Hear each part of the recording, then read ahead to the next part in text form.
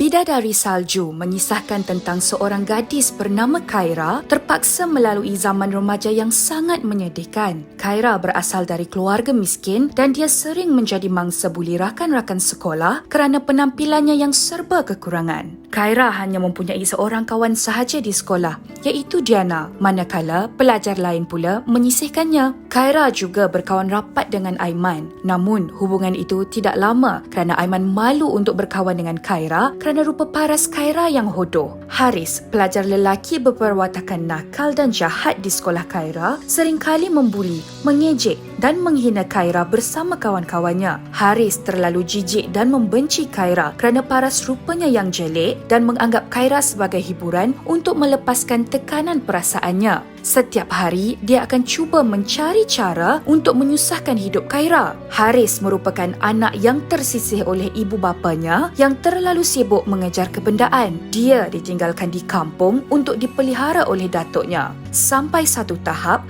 Haris yang cemburu akan kebahagiaan Khaira bersama keluarganya bertekad ingin memusnahkan hidup Khaira. Haris telah menyebarkan gambar yang mengaibkan Khaira sehingga Khaira disisihkan dan dihina oleh orang kampung. Ibu, Ayah,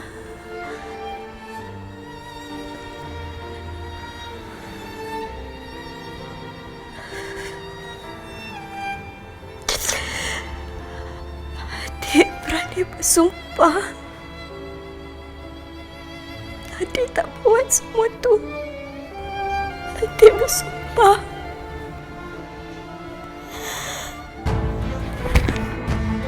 Khaira,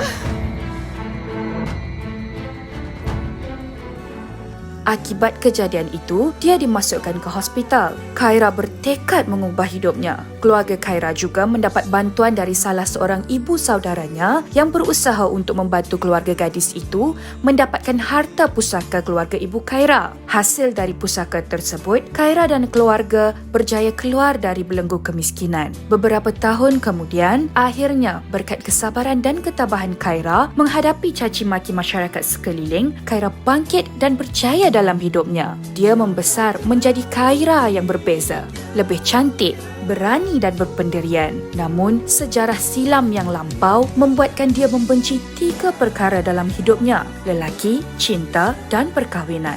Kau tak nak ke join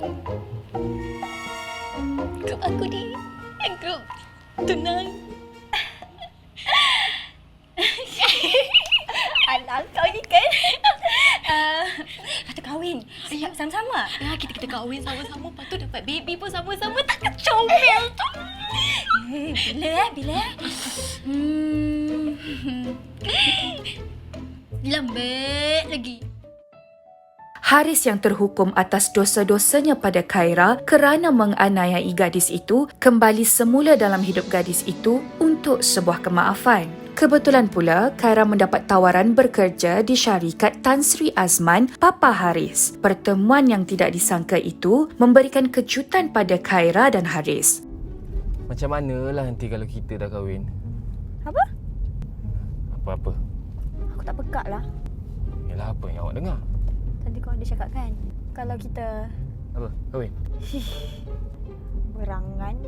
Pelbagai cara digunakan untuk memohon maaf dan merapatkan diri dengan Khaira. Namun, semuanya tidak berhasil kerana gadis itu sangat licik dan bijak. Khaira juga telah membalas dendam pada Haris dengan pelbagai cara untuk memuaskan hatinya. Namun, hati Khaira terbuka melihat kesungguhan Haris memohon maaf lalu menerima lelaki itu sebagai kawan. Hubungan mereka bertambah baik sejak Khaira menyelamatkan Haris dalam satu rompakan ke atas wang syarikat yang mereka bawa. Namun, atas perancangan keluarga kerana salah sangka atas hubungan mereka itu, akhirnya Haris dan Khaira dijodohkan. Perkahwinan yang diiringi syakwah sangka, dendam dan cemburu buta mengiringi hari-hari dalam kehidupan mereka. Khaira begitu sangsi dengan keikhlasan Haris menganggap lelaki itu berniat jahat ingin mengahwininya. Manakala Haris pula terlalu mengongkong Khaira gara-gara bimbang Khaira berpaling dan meninggalkannya. Kemunculan Jenny, Aiman dan Wan Hakimi menimbulkan masalah dalam hubungan mereka. Kejadian buruk telah menimpa Khaira dan Haris apabila Khaira telah diculik. Haris datang menyelamatkan Khaira.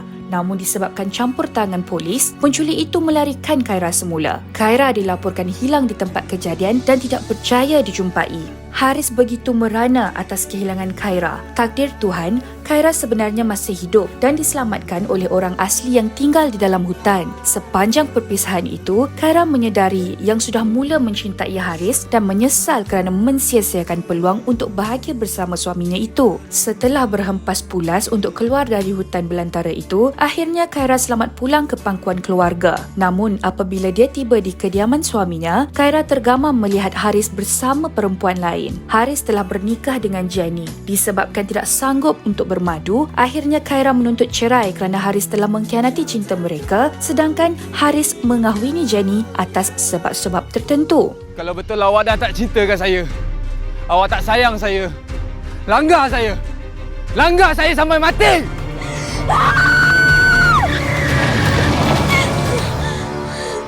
Laki tak guna!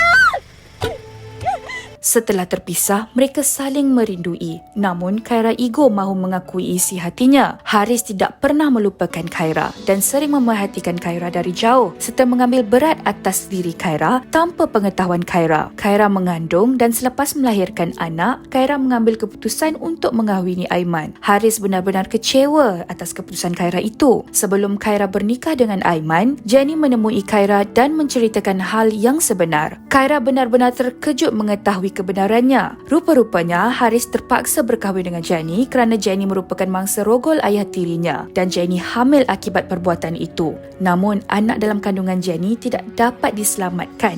Jenny mengalami keguguran. Demi kebahagiaan Haris, Jenny mengalah dan mengambil keputusan untuk bercerai kerana Jenny tahu Haris sangat mencintai Khaira. Khaira keliru kerana di saat-saat terakhir dia mengetahui kebenarannya sedangkan dia akan bernikah dengan Aiman. Khaira juga tidak sanggup menghampakan dan memalukan keluarganya. Pernikahan cuba diteruskan, namun anak Khaira dan Haris menangis tidak henti-henti. Semua orang hairan. Akhirnya Haris yang turut hadir di majlis itu mengambil keputusan untuk menjaga anaknya semasa bekas isterinya itu melangsungkan pernikahan. Namun dari jauh, Khaira tidak sanggup untuk meninggalkan bekas suami dan anaknya itu. Aiman yang memerhatikan tindak tanduk Khaira akhirnya mengambil keputusan untuk mengalah dan menyerahkan Khaira kembali ke tangan Haris. Akhirnya, Khaira dan Haris kembali bersatu semula. Dan ini adalah 8 minit drama Bidadari Salju.